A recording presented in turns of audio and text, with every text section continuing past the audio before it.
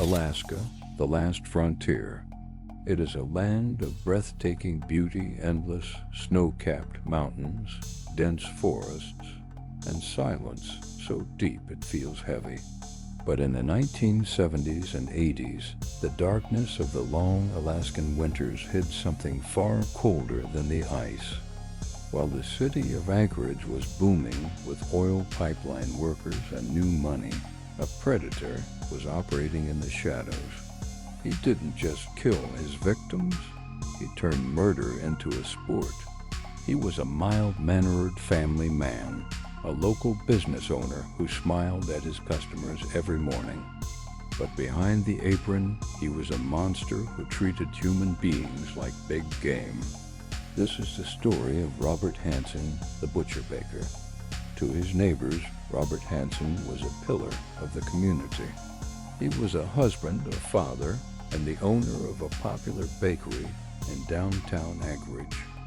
If you lived there in the late 70s, you might have bought a Danish from him. But Hansen had a hatred simmering beneath his stuttering, awkward exterior. Rejection had fueled his rage since childhood. By the time he moved to Alaska, that rage had evolved. He became an avid hunter, obsessed with tracking trophies.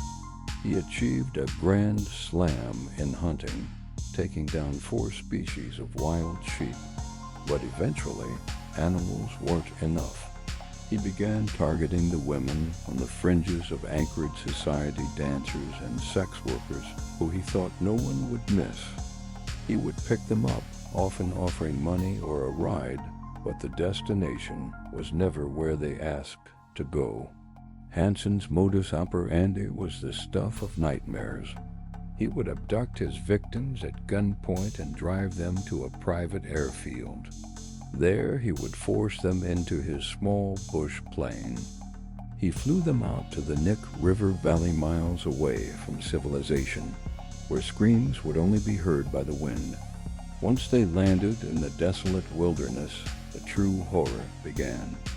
Hansen wouldn't just kill them immediately. He would strip them naked and set them free. He gave them a head start, sometimes letting them run until they were exhausted and frozen. Then, armed with his hunting rifle, he would stalk them. He hunted them through the woods and riverbeds like animals. He knew the terrain. They didn't. For Hansen, the terror he inflicted was the prize. For over a decade, Hansen operated with impunity. Police dismissed the missing persons reports, often labeling the victims as runaways. He believed he was invincible. But in June 1983, he made a mistake. He abducted 17-year-old Cindy Paulson. But as he was loading his plane, he became distracted. In a moment of sheer desperation, Cindy managed to escape. She ran barefoot to a nearby road and flagged down a passing truck. She went straight to the police. She told them about the bakery, the plane, and the monster behind the glasses. Yet, incredibly, Hansen had an alibi. His friends vouched for him, and his gentle baker persona fooled the initial investigators. They let him go. But a determined detective named Glenn Flothe believed Cindy. He brought in the FBI to build a profile, and everything pointed to Robert Hansen. When police finally executed a search warrant on Hansen's home, they found a trophy room hidden in his attic. It was filled with jewelry, necklaces, and rings belonging to the missing women. But the most damning piece of evidence was an aviation map hidden behind his headboard. Marked on the map were dozens of small X. When investigators flew Hansen out to those coordinates, the X didn't mark hunting spots for animals. They marked the shallow graves of his victims. Confronted with the evidence, the butcher baker's mask finally crumbled. He confessed to murdering 17 women and raping 30 others, though authorities suspect the true number is much higher. Robert Hansen was sentenced to 461 years in prison.